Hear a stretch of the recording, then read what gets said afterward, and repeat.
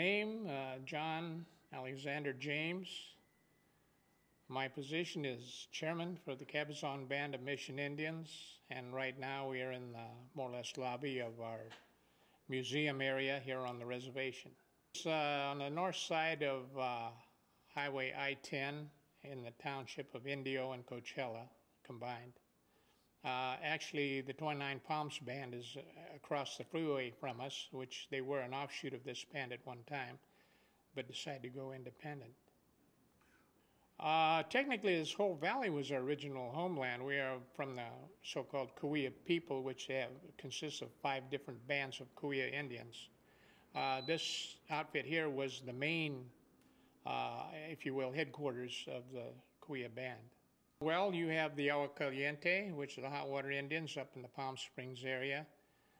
You have the Mountain Cahuilla, which are up in the mountains to the south of us here, and several of the other bands scattered in this desert area. We have the Augustine, we have the Torres Martinez.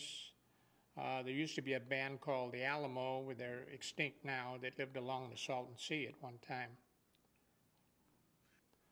As with any group of people that more or less inherited land, we were more or less shuttled off to the worthless part of the land in this valley.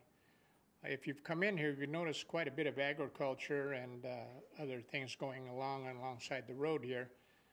This was all our property at one time, but through negotiations with the government and railroad and what have you, we were shuttled off to scattered sections of land throughout this valley here as designated reservation. The government's thinking at the time was to more or less run the Indians out. They settled them in places where it was impossible to grow anything or even to get water. And the only benefit we had that was put through this valley was a railroad, which offered jobs and more or less security to the Indian people if they were willing to work for railroad wages. My dad, my uncles, all worked on the railroad, and in fact my dad was, up till the time, the only full-blood Indian engineer on the Union Pacific Railroad. And I know him and his brother both would probably turn over in their grave today if they could see the Union Pacific running on Southern Pacific tracks going through their old hometown. Actually, the Indians were here before the community, and it was a stagecoach stop before they had the railroad. Actually, the whole idea was artesian well. There was artesian wells here, and obviously the railroad needed the water for their steam engines. Also, the horses for the stagecoaches needed water, and obviously they helped themselves to the Indian water, which was running free. Normally, the situation is your town usually grows up where you have water or a train depot or things like that, and that is how come the town of Indio was established. The Indian people at one time owned part of what is the town of Indio, and in fact we sued them quite a while back and got a dime for the dollar on the property.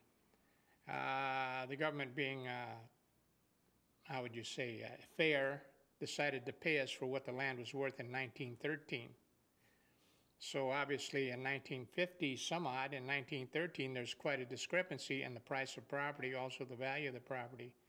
And they settled for a paltry sum, I think it was around $37,000 for the town of Indio.